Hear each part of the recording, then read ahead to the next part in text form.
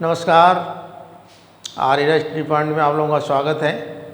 आज हम लोग शुरू करने जा रहे हैं ब्रूनर के संज्ञानात्मक विकास का सिद्धांत। वैसे तो जीन पियाजे जी का भी संज्ञानात्मक विकास का सिद्धांत हम लोग पढ़ चुके हैं। ब्रूनर जी हैं, डेविड ऑसवेल जी हैं, पियाजे जी हैं, ये तीनों लोगों का संज्ञानात्मक विकास का सिद्धांत हम लोग जानेंगे। और शुरू किया जाए।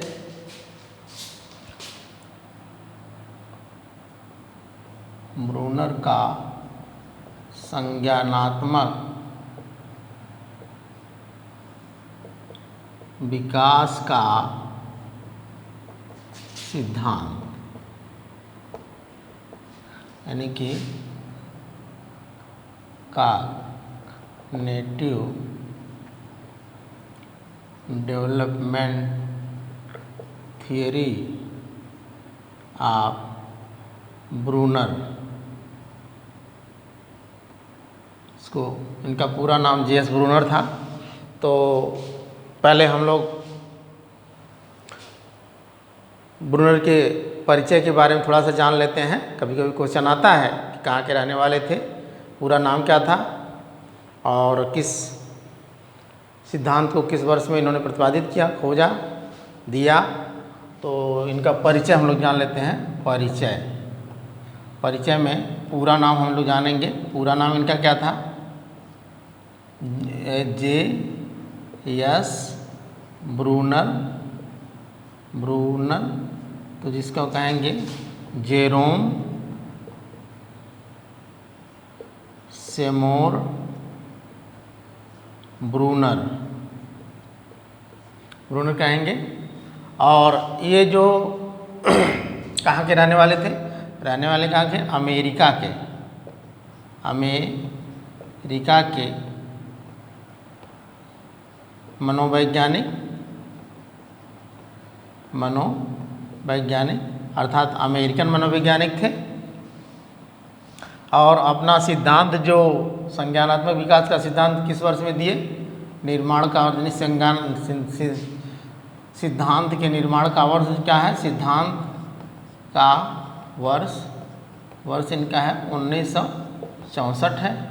और इनका सिद्धांत जो है, जो संज्ञानात्मक विकास का सिद्धांत है, ये पियाजे के संज्ञानात्मक विकास के सिद्धांत का एक विकल्प के रूप में है। यानी जीन पियाजे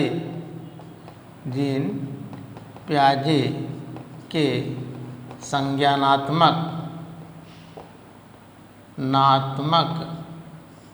विकास के सिद्धांत का विकल्प है। क्या है? विकल्प है। या इसको कहेंगे कि उस सिद्धांत का एक नवीनीकरण है। यानी सिद्धांत का जीन पियाजे के सिद्धांत का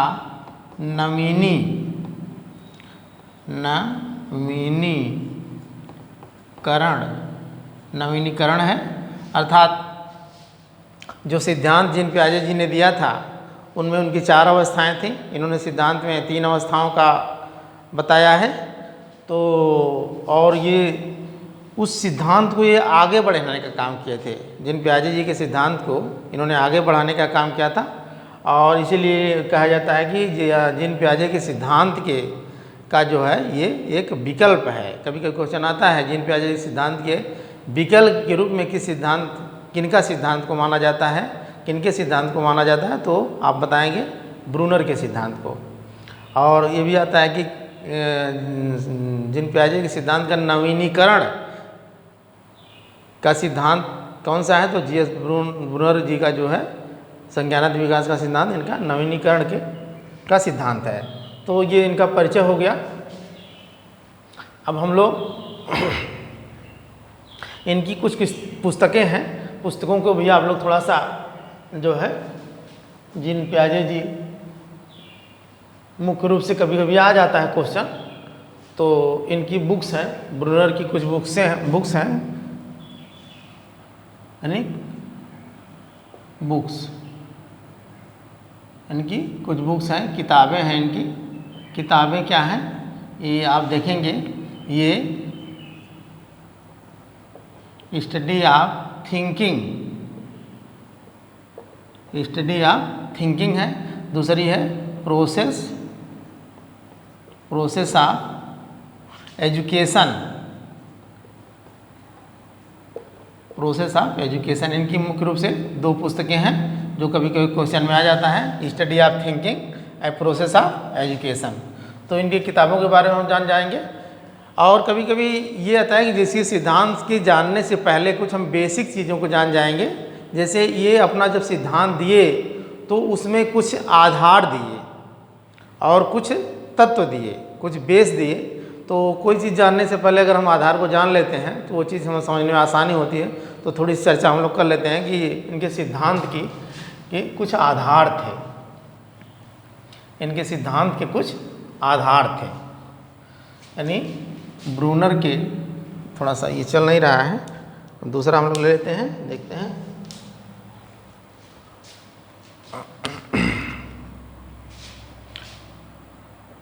हाँ, ये सही है। ब्रूनर के सिद्धांत यानी संज्ञानात्मक विकास के सिद्धांत, ब्रूनर के संज्ञानात्मक विकास के सिद्धांत के आधार है। इसको हम लोग थोड़ा सा जान लेते हैं तो आगे बढ़ेंगे तो चीज़ उनके सिद्धांत क्लियर होता जाएगा। इनका सिद्धांत अंतर्दर्शी चिंतन,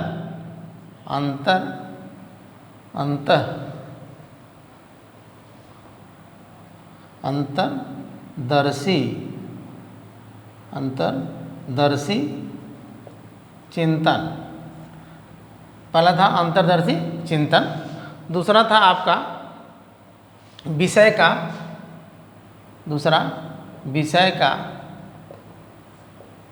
ज्ञान, विषय का ज्ञान। तीसरा आपका है अन्वेषण। चौथा है संबद्धता। पांचवा है तत्परता। छठवां है विद्यार्थी स्वकार्य। तो इस तरीके से इनके ये आपके 6 आधार हैं, इनके सिद्धांत के 6 आधार हैं। तो ब्रूनर जी बताए कि बालक जो है अंतर्दर्शी चिंतन करता है, मतलब कि वह अपने जो संज्ञान है, ज्ञान है, ज्ञानेंद्रियां हैं। संज्ञान से आप समझ लेंगे कि संज्ञान मीन्स संज्ञा मीन्स जो संज्ञान है, कॉन्शियस है। हमारी इंद्रियां हैं, हमारी कर्मेंद्रियां हैं, ज्ञानेंद्रियां हैं, जैसे आँख, कान, नाक, जीभ, त्वचा। तो इन सभी से वह जो है मतलब कि अब देखेगा किसी चीज़ को तो उसे अच्छा लगेगा तो बार बार देखेगा। अगर वहाँ उसे पसंद नहीं आएगा तो उस चीज़ से हट जाएगा। वो लाइट जल रही है, अच्छा लग रहा है तो बार बार लाइट जलाने का प्रयास करेगा। और आजकल देख रहे हैं बच्चे, मोबाइल का ज़माना है, मोबाइल में बच्चे जानवर का कार्टून का चित्र इस तरीके से देखते हैं। अपने चीज़ से उसको टच करेंगे, कान से सुनेंगे, किसी चीज़ को बार बार नाक के पास ले जाते हैं, मुंह के पास ले जाते हैं।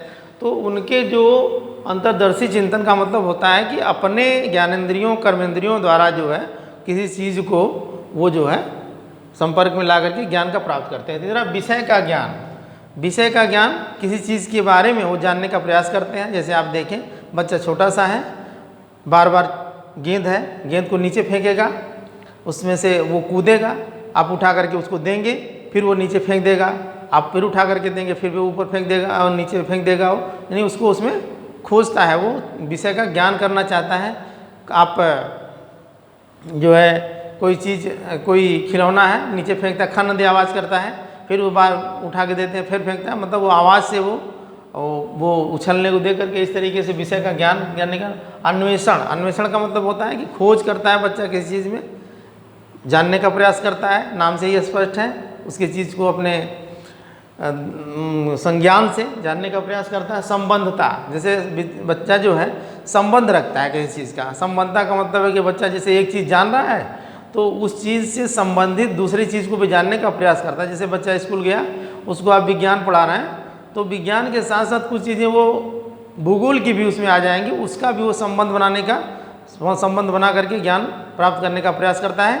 और आप इतिहास पढ़ा रहे हैं या बच्चा पढ़ रहा है तो वो अर्थशास्त्र के बारे में भी मतलब कि एक दूसरे का संबंध, एक दूसरे से संबंध बनाने का प्रयास करता। तत्परता से स्पष्ट है कि बच्चा क्रियाशील रहता है हर समय, अपनी ज्ञानेंद्रियों, इंद्रियों और कर्मेंद्रियों, अपने फिजिकल मेंटल से उस किसी चीज़ को जानने के लिए, अपने संज्ञान से जानने के लिए क्रियाशील रहता है। विद्यार्थी स्व कार्य करता है, तो विद्यार्थी अपने स्वज्ञान से स्व कार्य करता है, मीन्स करके सीखने में उसे ज़्यादा जल्दी लर्न हो जाता है वो चीज़ कोई कर रहा है। जैसे आजकल देखें प्रैक्टिकल हो रहा है, थियरी हो रही है, तो प्रैक्टिकल का पर्पज़ इसीलिए बच्चे के सिलेबस में बनाया गया कि बच्चा जो पढ़ रहा है उसको प्रैक्टिकल रूप से करे, तब उसको जल्दी ज्ञान जो है अर्जित हो जाता है। वो चीज़ को करके देख लेता है कि इस तरीके से ये चीज़ है।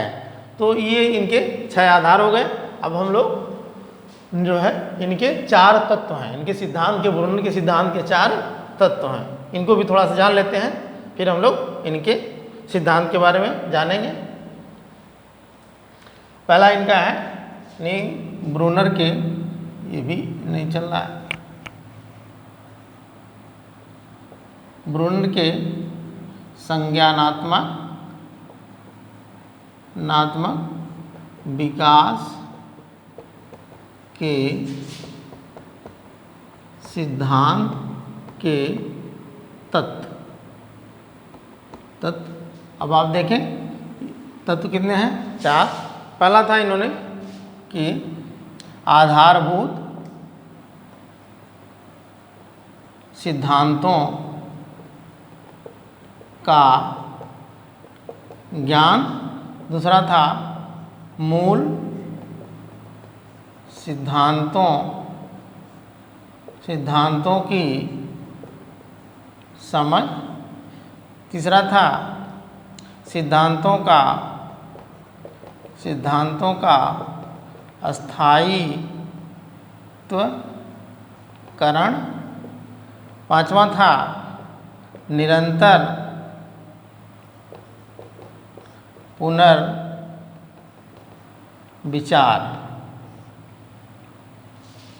तो आधारभूत सिद्धांतों का ज्ञान, मूल सिद्धांतों की समझ, सिद्धांतों का स्थायित्वकरण, निरंतर पुनर्विचार।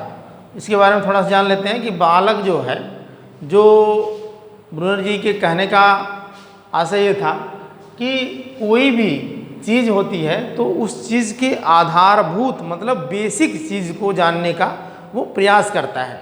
जैसे मोबाइल है, मोबाइल को देखेगा, उसकी बटन को टिपेगा, उसको उसके सारे फंक्शन को जानने का प्रयास करेगा, तो उसके आधारभूत यानी बेसिक्स बातों को जानने का प्रयास करता है। इसीलिए उन्होंने कहा कि आधारभूत सिद्धांतों का ज्ञान, बेसिक जानकारी प्राप्त करना, मूल सिद्धांतों की समझ और उसमें उसके फंक्शन को जो है,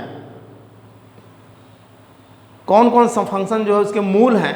अब जैसे व्हाट्सएप चलाना है, फेसबुक चलाना है, या बच्चा पढ़ने गया है तो पढ़ने से पहले जो है टीचर आ गए तो गुड मॉर्निंग सर, ये मतलब कि उस सिद्धांतों की समझ उसको होती है। वो किसी कार्य को करने के लिए जो है उसके जो नॉर्म्स बनाए गए हैं, वो जो प्रिंसिपल हैं मतलब सिद्धांत हैं, उसकी वो समझ कर लेता है। सिद्धांतों का स्थायित्व फिर अपने जीवन में उस सिद्धांत को वो स्थायीकरण कर लेता है और फिर क्या करता है, निरंतर पुनर्विचार करता है और उस पर जो है वो पुनर्विचार करता है। किसी भी कार्य को करने से पहले जो वो सिद्धांत उसके जीवन में बना है, जो गुण उसके जीवन में सीखा उन्होंने, उस पर वो जो है बार बार विचार करता है। तो इस तरीके से इन्होंने ये इसके जो है 4 तत्व हैं और 6 आधार थे। अब हम लोग जानेंगे ब्रुनर के संज्ञानात्मक विकास के अवस्थाएं। तो इन्होंने ब्रुनर ने संज्ञानात्मक विकास की कितनी अवस्थाएं दी? 3 अवस्थाएं दी। कितनी अवस्थाएं दी? 3 अवस्थाएं दी। और देखिए जीन पियाजे ये संज्ञानात्मक विकास कितने होते हैं? 4 अवस्थाएं दी। उनमें 4 अवस्थाओं में उनका था संवेदीगामक अवस्था प्याजे जी की, पूर्व संक्रियात्मक अवस्था, मूर्त संक्रियात्मक अवस्था, फिर उसके बाद औपचारिक संक्रियात्मक अवस्था। तो इस तरीके से, और इनकी जो ब्रूनर जी की जो अवस्थाएं थी, पहली थी आपकी, अब हम लोग थोड़ा सा देखेंगे,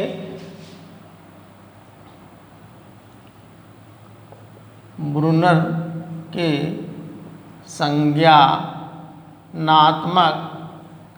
विकास के सिद्धांत की अवस्थाएं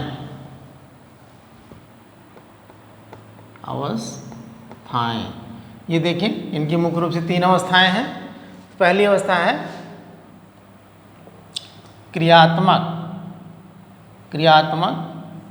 अवस्था, या इसको सक्रिय अवस्था भी कहते हैं, सक्रिय अवस्था, या गामक क्रिया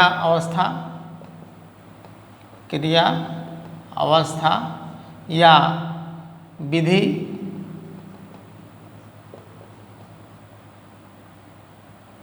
निर्माण अवस्था, विधि निर्माण अवस्था। और इस तरीके से एक चीज़ और है, थोड़ा सा हम लोग जान लेते हैं कि इनकी, अभी इसको हम लोग बताते हैं, इनके संज्ञानात्मक विकास के सिद्धांत को और कितने नामों से जाना जाता है। अब संज्ञानात्मक विकास के सिद्धांत के और नाम, यानी ब्रूनर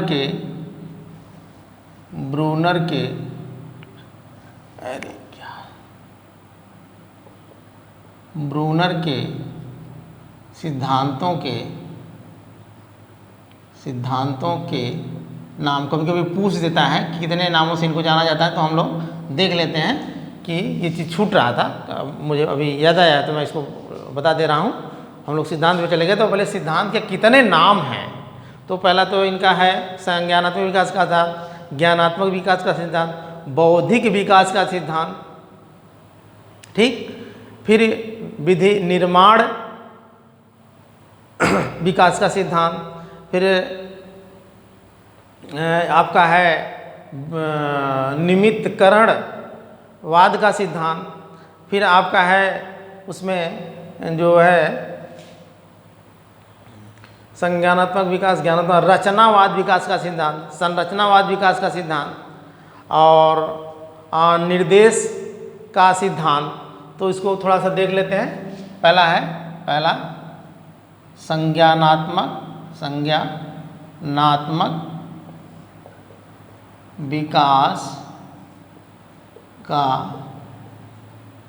सिद्धांत, दूसरा है ज्ञानात्मक,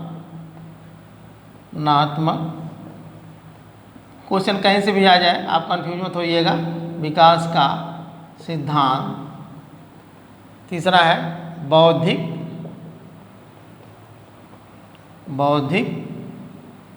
विकास का सिद्धांत। चौथा है रचनावाद का सिद्धांत। अगला है रचनावाद का सिद्धांत। अगला है अन्वेषण का सिद्धांत। अगला है निर्देश अवस्था का सिद्धांत। है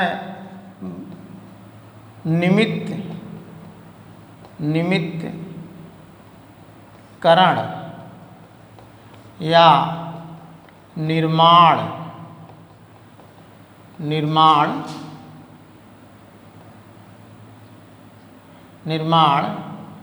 विकास का सिद्धांत।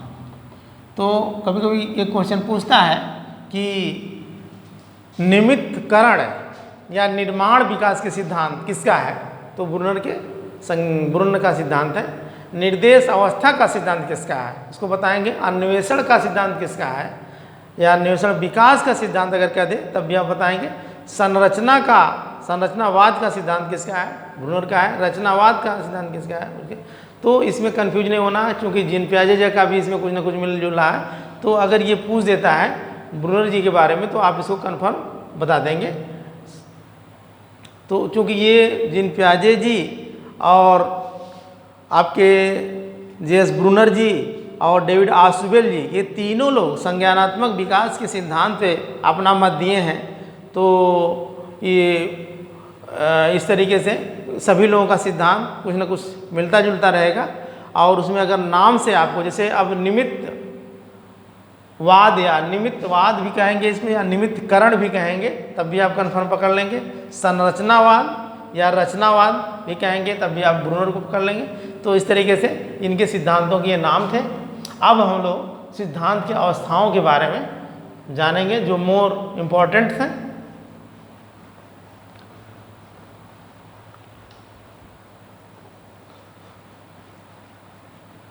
तो सिद्धांत की अवस्थाएं,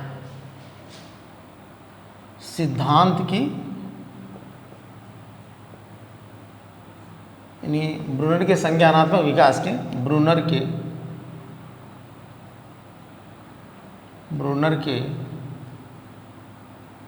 संज्ञानात्मक विकास की अवस्थाएं, ये हम लोग जानेंगे। अब ये देखिए मोर इम्पोर्टेंट्स है आपका, मेन अवस्थाओं के बारे में ही है। इन्होंने 3 अवस्थाएं दिया था, तो इनकी 3 अवस्थाओं के बारे में हम लोग जानेंगे। अब पहली थी आपकी क्रियात्मक अवस्था। क्या थी? क्रियात्मक अवस्था, या इसको सक्रिय अवस्था भी कहते हैं। सक्रिय अवस्था या गामक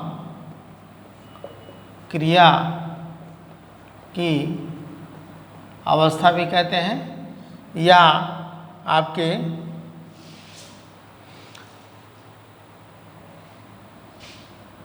विधि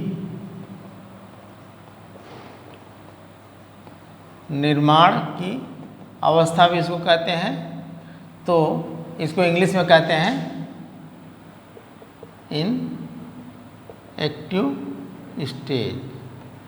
इनएक्टिव स्टेज। और इसका कार्यकाल है आपका 0 से लेकर के 1.5 वर्ष, या कहीं कहीं आप देखेंगे 0 से लेकर के 2 वर्ष भी दिया रहता है। तो दोनों का आप कन्फ्यूज मत होइएगा। ये कहीं कहीं ये भी रहता है, कहीं कहीं ये भी रहता है कुछ बुक्स में। तो इस तरीके से क्रियात्मक अवस्था, सक्रिय अवस्था, गामक क्रिया की अवस्था, विधि निर्माण की अवस्था या निर्माण की भी अवस्था इसको कहा जाता है। तो इस तरीके से अब इस अवस्था में बच्चा क्या करता है कि 0 से लेकर के 1.5 वर्ष की अवस्था में बच्चे जो है अपने ज्ञानेंद्रियों ने स्वयं इंद्रियों, ज्ञानेंद्रियों और कर्मेंद्रियों के द्वारा जो है सीखता है। बच्चा देखेगा किसी चीज़ को और सुन करके और टच करके, इस तरीके से अपने ज्ञानेंद्रियों के द्वारा किसी चीज़ का ज्ञान उसे प्राप्त होता है। और इस अवस्था में बच्चा जो है वातावरण के साथ जो है वातावरण के साथ अंतःक्रिया करता है। जैसे क्या है कि अभी छोटा सा बच्चा है और उसको कोई सामान दी गई, उसको बार बार फेंकेगा, सामान दी गई बार बार फेंकेगा। बल्ब है उसको देखेगा, कोई अच्छी चीज़ है, डरावनी चीज़ है तो उससे दूर भागेगा, कोई सुंदर चीज़ है तो उसको बार बार देखेगा। छोटे छोटे कार्टून, जानवरों, ऐसे सीनरीज वगैरह को बार बार देखने का प्रयास करेगा। वो अपने माँ बाप को पहचान जाएगा, माँ को देखते ही वो जो है पहचान जाएगा।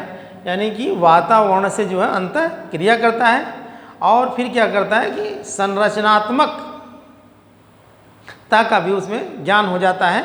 संरचनात्मकता का ज्ञान मीन्स क्या है कि बच्चा जो है छोटा है और उसे अभी उसकी मम्मी जो है एक बॉटल में जो नींबू लगा के दूध पिलाने के लिए लाती है, तब तक बच्चा मुंह खोल देता है।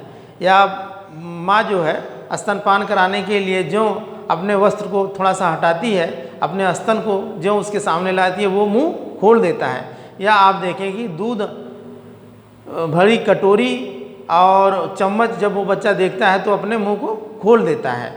दूध और कटोरी उसके सामने जब ले जाते तो बच्चा मुंह खोलता है, वो समझ जाता है कि मुझे मम्मी जो है खिलाने के लिए कुछ ला रही है, कटोरी और चम्मच को देख करके।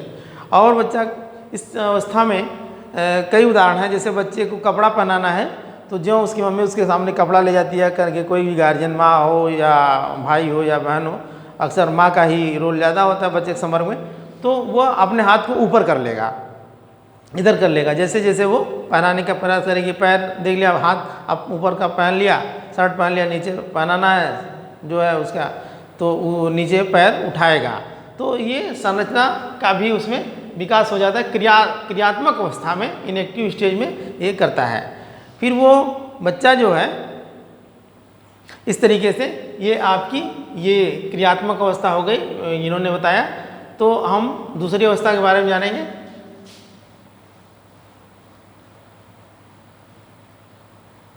दूसरी अवस्था है, ये पहली अवस्था थी, अब दूसरी अवस्था में प्रतिबिंबात्मक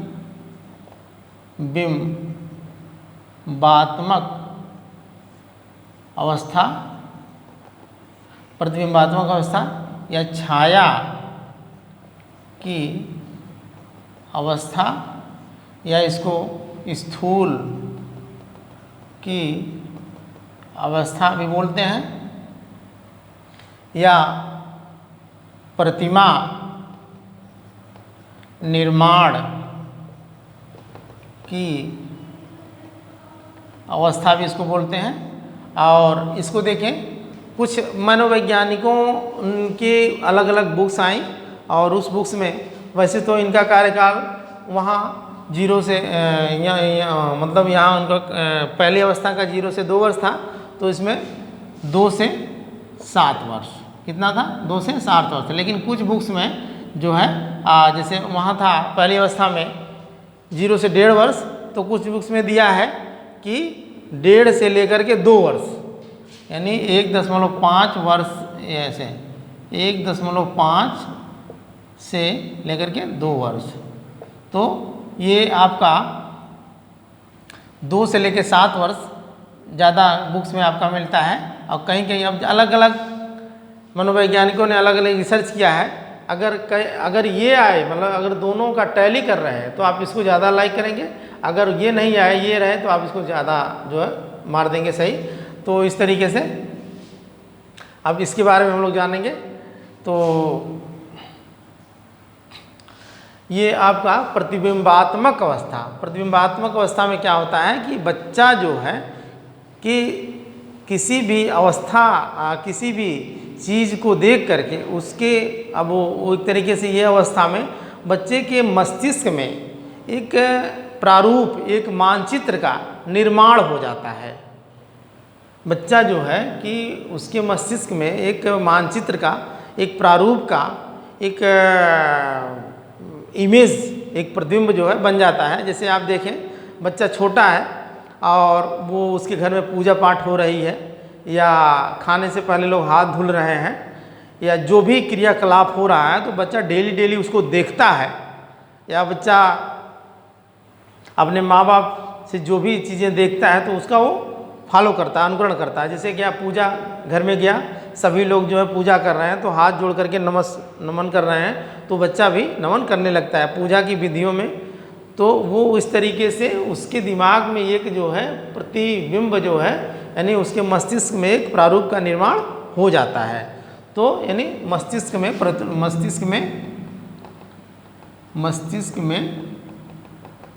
प्रारूप का निर्माण, अगर पूछेगा कि किस अवस्था में मस्तिष्क में प्रारूप का निर्माण हो जाता है, तो प्रतिबिंबात्मक अवस्था में, यानी बिंबात्मक अवस्था में या प्रतिबिंबात्मक अवस्था में।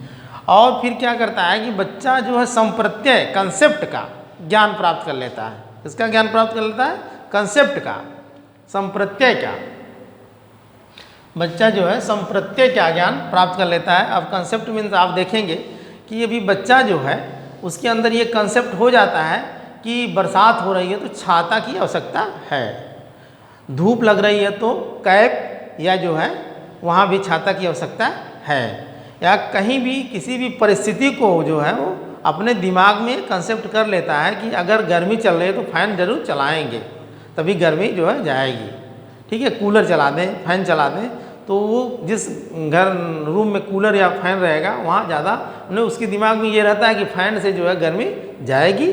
और पापा उसके बाज़ार से आ रहे हैं और उनके गाड़ी के हॉर्न की आवाज़ वो पहचान जाता है डेली डेली सुनते सुनते। अभी उसके पापा घर से बाहर ही हैं तब तो वो हॉर्न सुन करके तुरंत गेट के यहाँ पहुँच जाता है, पापा को पकड़ लेता है, पापा कुछ लाए होंगे ये, या एक प्रेम होता है, आत्मिक प्रेम होता है। तो इस तरीके से उसके अंदर एक कंसेप्ट क्लियर हो जाता है, कंसेप्ट का वो जो संप्रत्यय का ज्ञान हो जाता है। और बच्चा जो है इस अवस्था में मतलब कि एकाग्र होकर के किसी चीज़ को सुनता है, बहुत कंसंट्रेशन बना लेता है अपना। तो इस तरीके से इसमें संप्रत्यय क्या ज्ञान, संप्रत्यय का ज्ञान, और आपका एकाग्रता आ जाती है, एकाग्रता थोड़ा सा आ जाती है बच्चे के अंदर, को एकाग्र हो जाता है। इस तरीके से इस अवस्था में यही क्वेश्चन आता है कि प्रतिबिंबात्मक अवस्था में जो है कब से कब तक की होती है, 2 से 7 वर्ष तक की होती है, कहीं कहीं 1.1.5 वर्ष से 2 वर्ष तक का भी दिया हुआ है।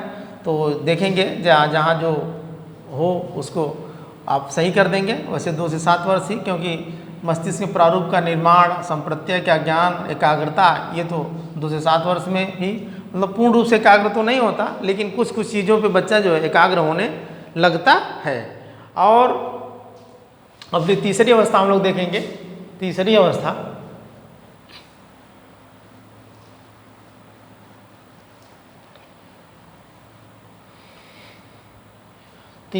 आपकी है, यानी तीसरी अवस्था,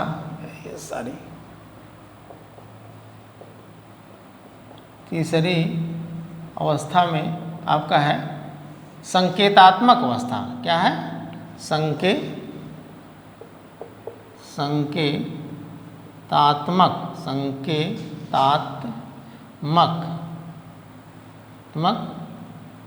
अवस्था। फिर उसको कहेंगे संकेत निर्माण की अवस्था, या नाम से ही स्पष्ट है, संकेत निर्माण की अवस्था, या प्रतीकात्मक अवस्था भी इसको कहेंगे। इसको कहेंगे सिंबॉलिक, दूसरे वाले को कहेंगे आइकॉनिक दूसरी थी आपकी, वो हमने लिखा नहीं, भूल गए, तो इसको कहेंगे सिंबॉलिक स्टेज। ये आपकी कब से कब तक की है? मतलब कि 7 से लेकर के 15 वर्ष तक की है, 15 वर्ष की।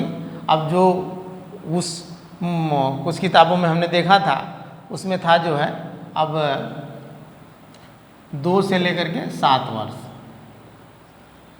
तो अलग अलग किताबों का अलग अलग जो है वो है। वैसे 7 से 15 वर्ष ही ज़्यादा किताबों में मिलता है, ये ज़्यादा कॉन्फिडेंशियल है। तो संकेतात्मक अवस्था, संकेत निर्माण की अवस्था, प्रतीकात्मक अवस्था, इसको सिंबॉलिक स्टेज कहते हैं। 7 से 15 वर्ष तक की ये अवस्था है। तो इसमें क्या करता है बच्चा जो है, बच्चे के अंदर एक तरीके से प्रतीकात्मक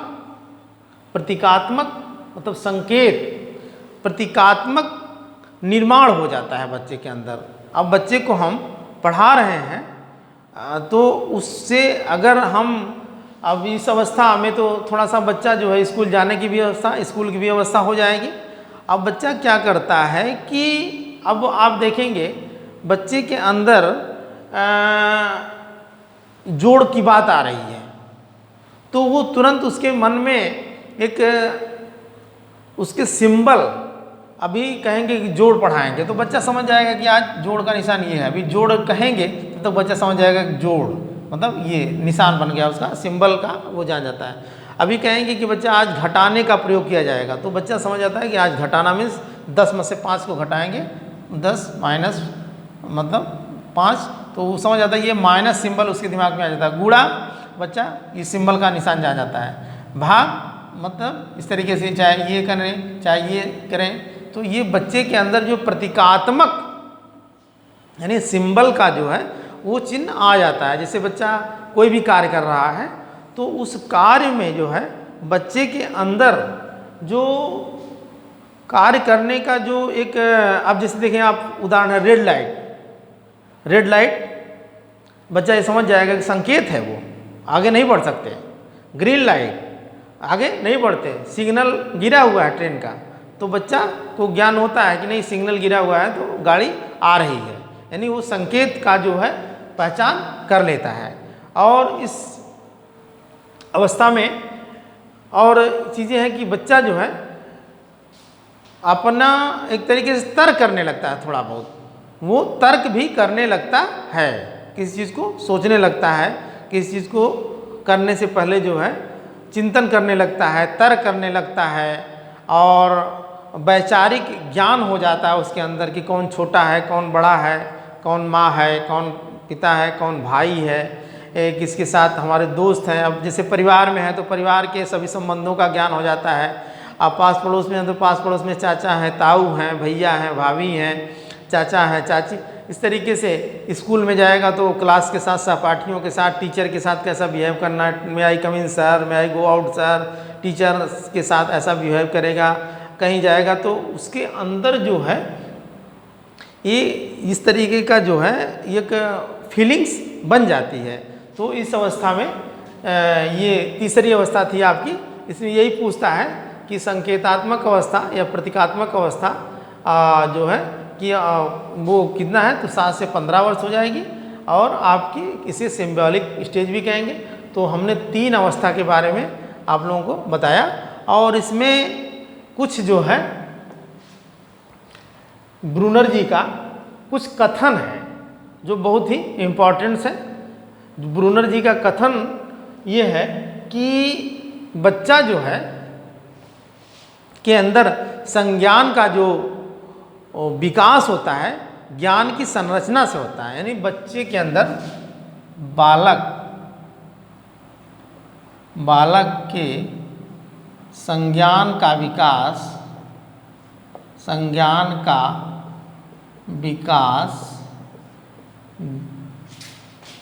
ज्ञान की संरचना से होता है। दूसरा था, उन्होंने कहा कि बच्चे के अंदर जो ज्ञान का निर्माण स्वयं होता है, बच्चे यानी बालक के अंदर ज्ञान का निर्माण स्वयं करता है। और अगला था कि उन्होंने ये कहा कि बालक जो है नग्न बंदर के समान नहीं है, अपितु वह संस्कृत युक्त है। बालक, ये बहुत इंपॉर्टेंट है, बालक नग्न बंदर के समान नहीं है, अपितु संस्कृत युक्त है। ठीक है। और एक चीज़ इन्होंने और कहा था कि बालक जो है वो किसी भी अवस्था में स्वयं सीख सकता है। बालक किसी भी अवस्था में स्वयं सीख सकता है। देखिए यहाँ पे थोड़ा सा आप अपने कंसंट्रेशन को बना लीजिएगा, ये बहुत इंपॉर्टेंट है। बालक किसी भी अवस्था में स्वयं सीख सकता है। अगर ये क्वेश्चन आ जाए कि बालक किसी भी अवस्था में, बालक को किसी भी अवस्था में जो है सिखाया जा सकता है, तो वो जीन पियाजे जी ने कहा था। और इन्होंने कहा था कि बालक किसी भी अवस्था में स्वयं सीख सकता है। तो इस अगर स्वयं सीख सकता है तो ब्रूनर जी हो जाएंगे, और सिखाया जा सकता है तो वह जीन पियाजे जी हो जाएंगे। इसमें यानी पियाजे जी ने कहा था, थोड़ा सा पियाजे जी ने कहा था कि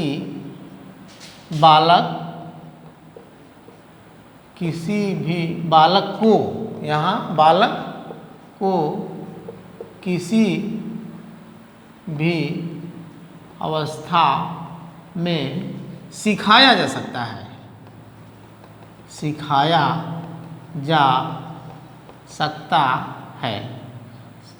जा सकता है। तो ये दोनों लोगों में, अब जैसे कि ब्रूनर जी कहे कि बच्चा जो है, बालक जो है के अंदर संज्ञान का जो विकास होता है, मतलब कि वो ज्ञान से होता है, स्वयं ज्ञान से होता है। और पियाजे जी कहते हैं कि वो वातावरण के अंतःक्रिया से होता है।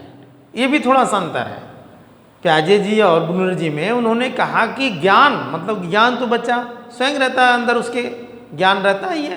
तो उन्होंने कहा कि जो संज्ञान का विकास होता है वो ज्ञान से होता है, ब्रूनर जी का। और पियाजे जी ने कहा कि वातावरण के अंतःक्रिया से होता है। बच्चा देखता है, अंतःक्रिया करता है, वो सुनता है और उसको संपर्क में जाता है, तब जो है उसके अंदर संज्ञान का विकास होता है। और इन्होंने बताया कि ज्ञान की संरचना से होता है। और अगला था कि एक और है कि बालक स्व प्रतिनिधित्व से सीखता है। बालक स्व प्रतिनिधित्व से सीखता है।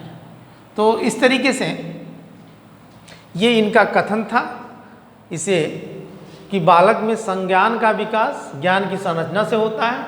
बालक ज्ञान का निर्माण स्वयं करता है। बालक नग्न बंदर के समान नहीं है, होता है या नहीं है, अपितु संस्कृत युक्त है। मतलब कि नग्न बंदर नहीं है, कोरा कागज नहीं है, उसके अंदर कुछ न कुछ संज्ञान, ज्ञान और जानकारी है उसके अंदर, संस्कृत युक्त है। का मतलब कि अब जैसे जैसे पैदा होते ही रोना, हंसना, किसी को देख करके जो है मुस्कुराना, इस तरीके से कुछ न कुछ उसके अंदर संज्ञान की चीज़ें जो है रहती हैं। तो इस तरीके से बालक किसी भी अवस्था में स्वयं सीख सकता है। और ये कहा ब्रूनर जी ने, पियाजे ने कहा कि पियाजे जी ने कहा कि बालक को किसी भी अवस्था में जो है सिखाया जा सकता है। ये दोनों लोगों में थोड़ा सा डिफरेंस है। फिर कह रहे हैं कि बालक स्व प्रतिनिधित्व से सीखता है, अपने स्वयं का प्रतिनिधित्व करता है। बालक जो है अपने कॉन्शस को स्वयं जो है किसी चीज़ में एक्टिव करता है, इनएक्टिव करता है, तब बच्चा सीखता है। तो ये 5 जो है इनके कथन बहुत ही महत्वपूर्ण हैं। अब हम लोग जो है थोड़ा सा रिवीजन कर लेते हैं इनके जो सिद्धांत के बारे में और इनके बारे में कि ब्रूनर जी का पूरा नाम जेरोम सेमोर ब्रूनर था। ये अमेरिकन मनोवैज्ञानिक थे और इनका जो सिद्धांत हुआ 1964 में इन्होंने उसको प्रतिपादित किया। और ये इनके जो सिद्धांत के कई नाम हैं, संज्ञानात्मक विकास का सिद्धांत, ज्ञानात्मक, बौद्धिक, रचना, संरचना, निमित्तवाद या निमित्तकरण या अन्वेषण या निर्देश। तो इस तरीके से इनके सिद्धांतों के नाम हैं। इनकी 2 बुक्स हैं, ये प्रोसेस ऑफ एजुकेशन और ये स्टडी ऑफ थिंकिंग। और इनके सिद्धांत के 6 आधार हैं, 4 तत्व हैं। 6 आधार में पहला अंतर्दर्शी चिंतन, फिर उसके विषय का ज्ञान, नाम से ही आप उसको समझ लेंगे, विषय का ज्ञान, अन्वेषण, तत्परता, संबंधता, विद्यार्थी स्वकार्य।